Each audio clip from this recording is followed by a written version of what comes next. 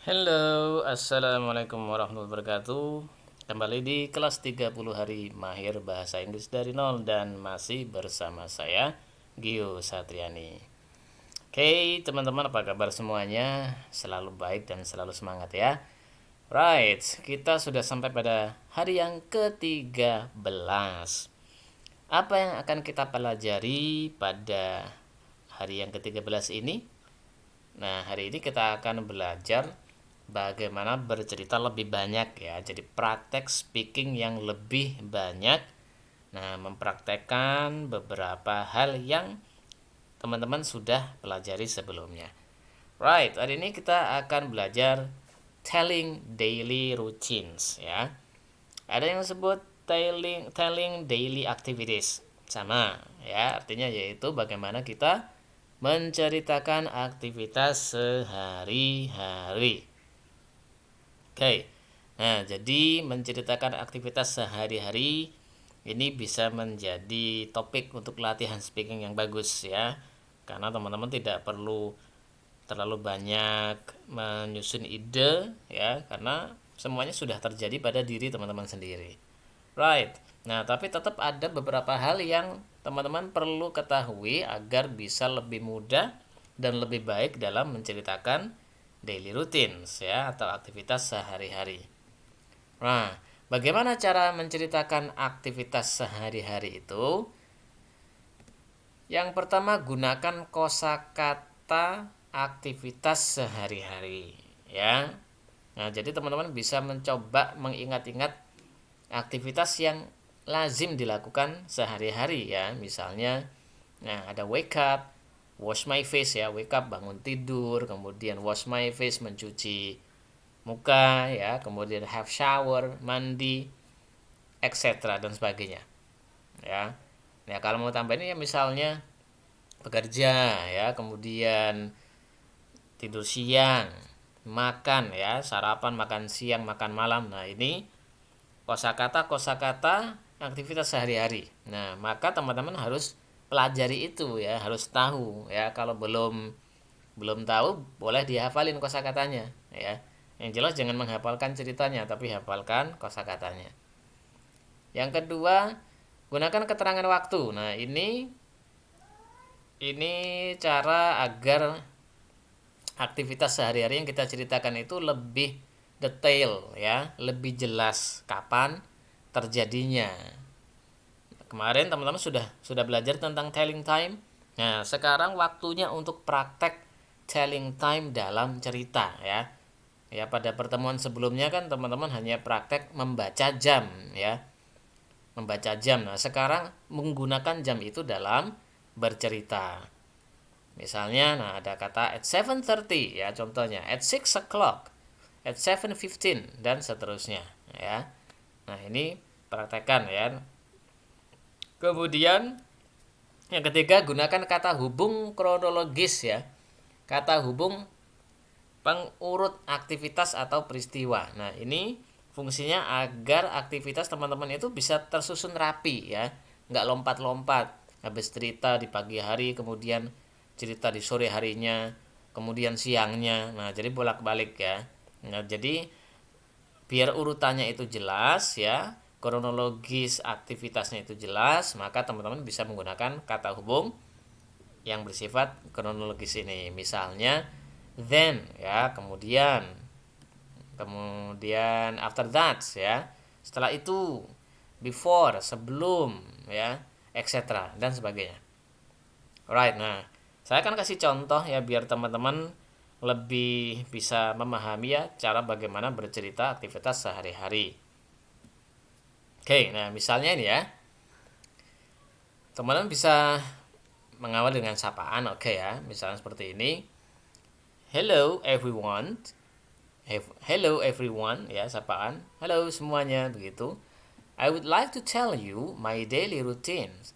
I would like, saya mau ya, I would like itu sama dengan I want ya, tapi dalam bentuk yang lebih sopan. I would like to tell you my daily routine. Aku ingin bercerita padamu tentang my daily routine ya. Tentang aktivitas sehari-hariku atau rutinitas sehari-hariku. Every day I wake up early morning. every day. Oke, nah ini keterangan waktu namanya ya. Every day, setiap hari, I wake up early morning. Aku bangun early morning, pagi-pagi sekali. Ya, early itu menunjukkan awal ya. Jadi kalau early morning berarti pagi-pagi sekali. At about 4:30. At about sekitar ya, at about sekitar jam ya. At about 4:30, sekitar jam 4:30. Oke, nah di sini dijelaskan jamnya ya. Usually after I open my eyes, ya biasanya setelah aku open my eyes, membuka mataku, I get up. Aku bangun badannya ya. I get up and sit on my bed dan duduk di atas tempat tidur. I check the time. Aku ngelihat jam ya. Ngecek atau memeriksa jam on my mobile phone di HP ku. Then kemudian, nah ini yang disebut dengan kata hubung ya. Nah, agar susunan ceritanya itu memang nampak berkelanjutan ya, berurutan. Then kemudian I get down from my bed and I go to my bathroom. I get down from my bed. Aku turun dari tempat tidur and I go to my bathroom. Dan aku pergi ke kamar mandi to wash my face, untuk cuci muka. Ya, to wash my face ya.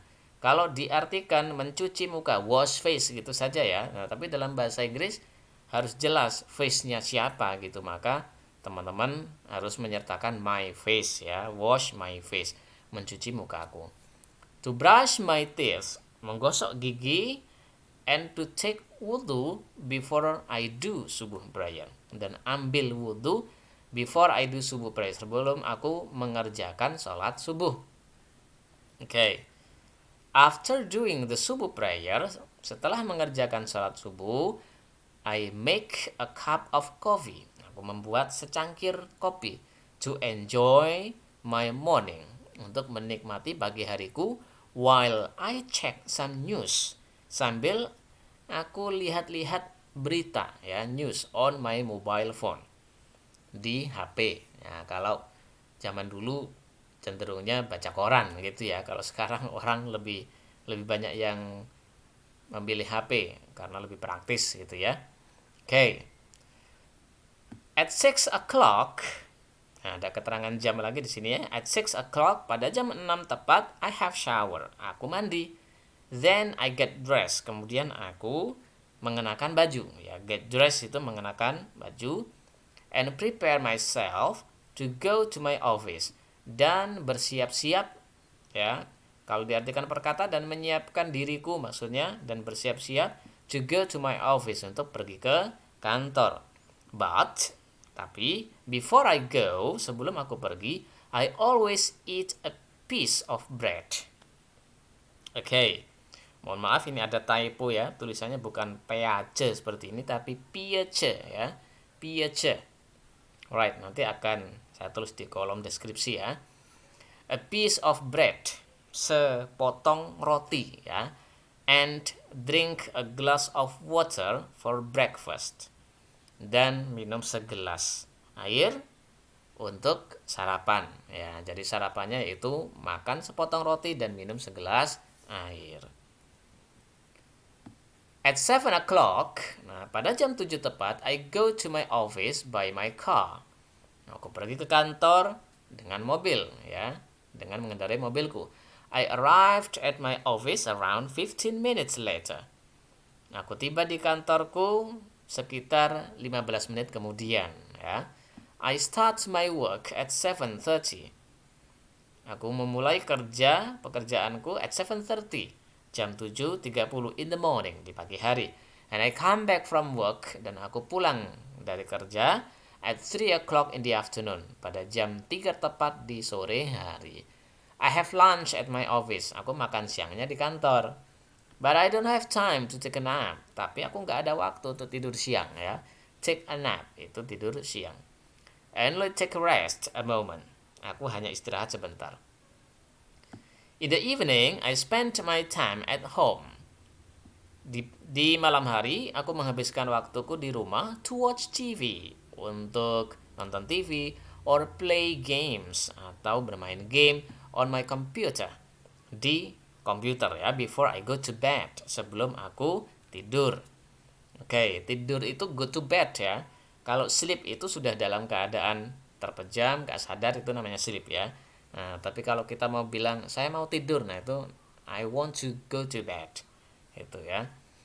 I always go to bed before 11. Saya selalu tidur ya, beranjak tidur ya, tidur before 11, sebelum jam 11 in the evening, di malam hari. That's all my daily routines.